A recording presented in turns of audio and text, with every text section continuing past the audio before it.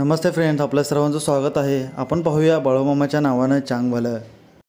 इकडे मामा सांगत असतात, ज्याची खरी भावाने भक्ती असते, श्रद्धा असते, जो मनाने भक्ती करत असतो त्याचं कायम चांगलंच होत असतं.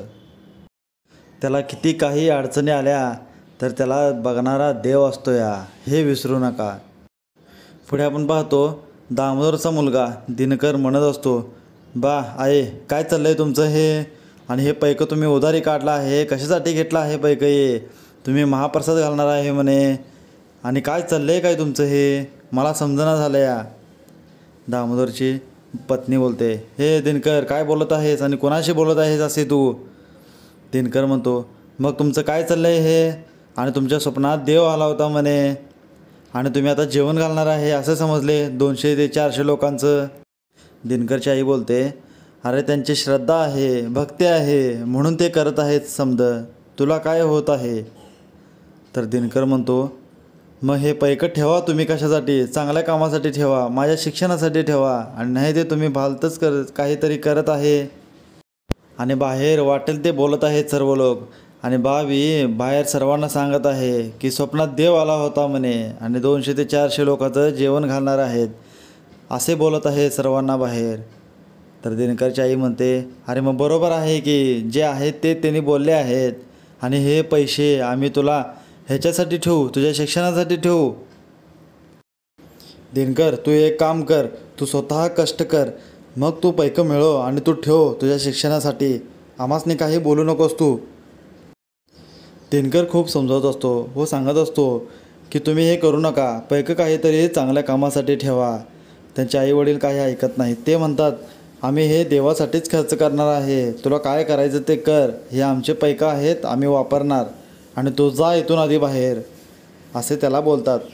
पुढे आपण पाहतो, मामा इकडे म्हणत असतात, अरे पांडुरंगा पुढे काय करायचं ते तरी सांग, कुठे जायचं आहे ते तरी सांग, तू त्या दामोदरला सांगितलं आहेस की जेवायला येणार आहे म्हणून, तू एकटा जाणार आहेस की आम्ही बी सोबत यायचं आहे, काहीतरी सांग, असे मामा बोलत असतात.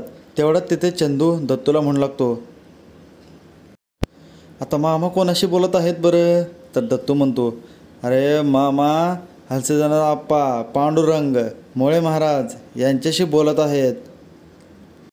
हो आप्पासुद्धा तेच त्याला समजवतो, अरे मामा खरंच देवासोबत बोलतात.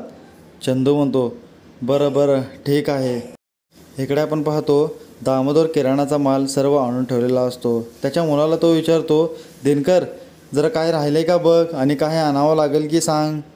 दिनकर म्हणतो, तुम्हाला काय करायचं ते करा, मला कशाला विचारत आहे, आता तुमच्या मनाला आले ते तुम्ही करत आहे.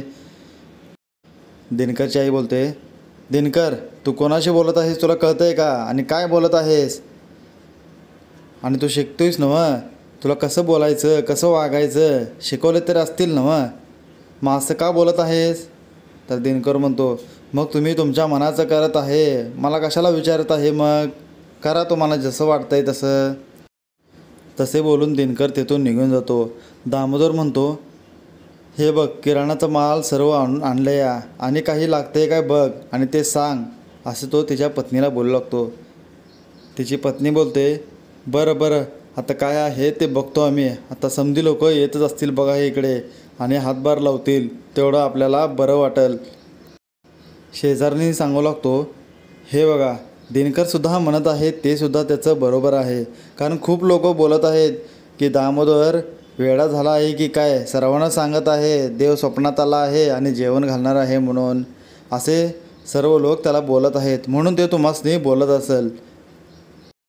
दामोदर सांगू लागतो, अरे हो मला बी माहीत आहे, माझ्या स्वप्नात देव आला आहे आणि मला त्यानं सांगितलं आहे 200 ते 400 लोकांचं जेवण घाला म्हणून. आता देव तरी मला खोटं का सांगेल, आणि मी तरी तुम्हासनी खोटं का सांगन, मला देवावर भक्ती आहे, मला श्रद्धा आहे, म्हणून तर मी हे सर्व करत आहे, आणि देव येणार, नक्की येणार, सर्व लोक बघतील तेव्हा सर्वांना समजेल.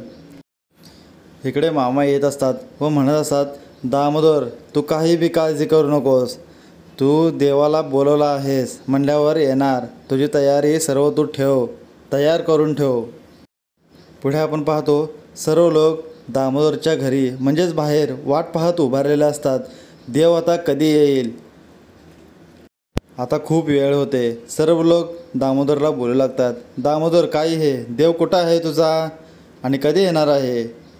असे सर्व लोक टोमणे मारू लागतात. दिनकर त्याच्या बा व आईकडे बघू लागतो.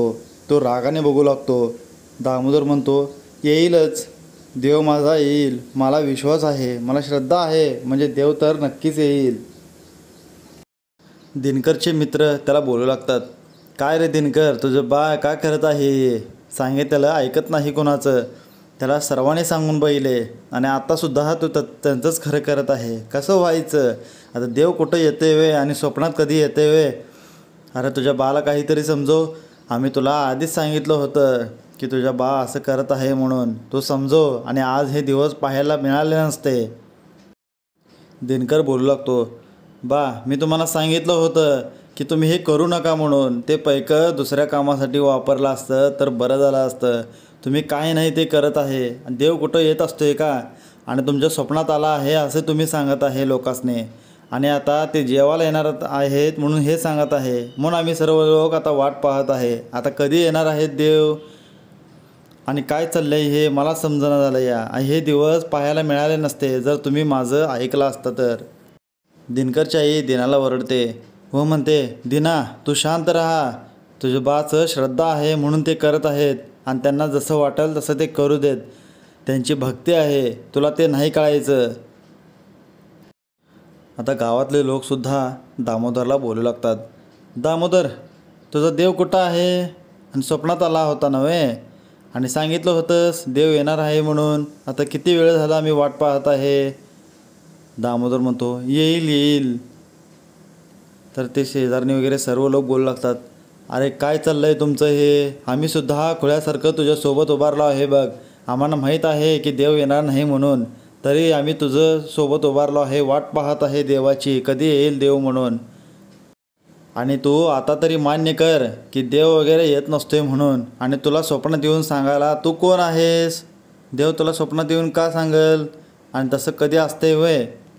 पुढे आपण पाहतो शेठजी तिथे येतात. शेठजी सर्वांना विचारू लागतात, अरे काय झालं, असं का थांबला हे सर्व लोक? शेठजींना सर्व सांगू लागतात, शेठजी ह्यांचं देव अजून आलेले नाहीत, तेच आम्ही वाट पाहत बसलो आहे. तर शेठजी म्हणतात, अरे दामोदर तुझा अजून ते वेळापणा गेला नाही का? अजून डोक्यातून ते काढला नाहीस का तू?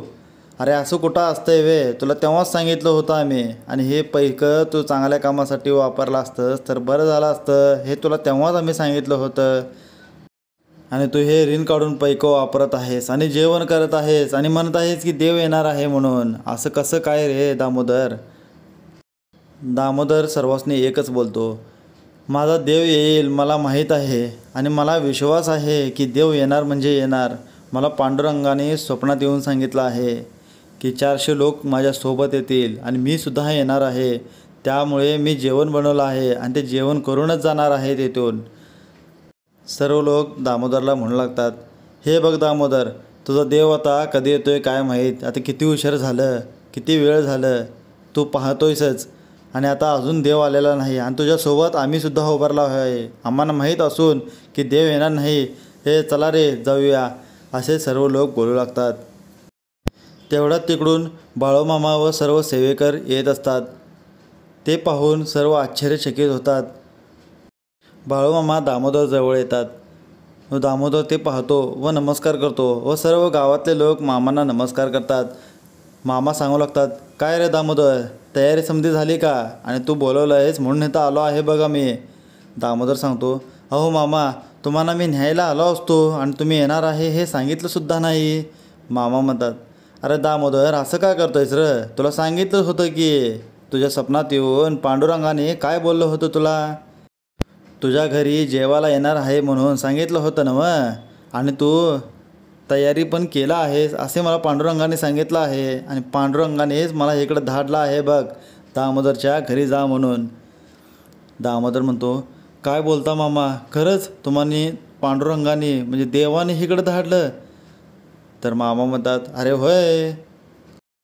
पुढे मामा म्हणतात, अरे दामोदर तुझ्या स्वप्नात देव आला होता नव्हे, पांडुरंग आला होता नव्हे. आणि तुला सांगितलं होतं की 200 ते 400 लोक तुझ्या घरी जेवायला येतील आणि मी सुद्धा येणार आहे असं सांगितलं होतं पांडुरंगाने. दामोदर म्हणतो, हो हो मामा, सांगितलं होतं मला. अरे मग त्याच्यामुळंच आम्ही इकडे आलो आहे. हे ऐकताच सर्व लोक दामोदरकडे पाहू लागतात व म्हणू लागतात, दामोदरनं सांगितलं होतं ते खरं झालं आणि देव त्याच्या घरी आले. हे पाहून सर्व लोक खूप आश्चर्य पडतात व ते आनंदी होतात. दामोदर व त्याची पत्नी मामांची आरती करतात, पूजा करतात व मामांना घरी बोलावतात. मित्रांनो, आपली खरी श्रद्धा पाहिजे, विश्वास पाहिजे, भक्ती पाहिजे, तरच देव आपल्याला पावतोय. इथे आपला आजचा भाग संपतो. पुढचा भाग पाहण्यासाठी लाईक करा, कमेंट्स करा आणि व्हिडिओ जर आवडला असेल तर सबस्क्राईब करायला विसरू नका आणि बेल आयकॉन प्रेस करायला विसरू नका. असेच व्हिडिओ पाहत राहा, प्रथम तुम्हाला दिसतील. धन्यवाद मित्रांनो.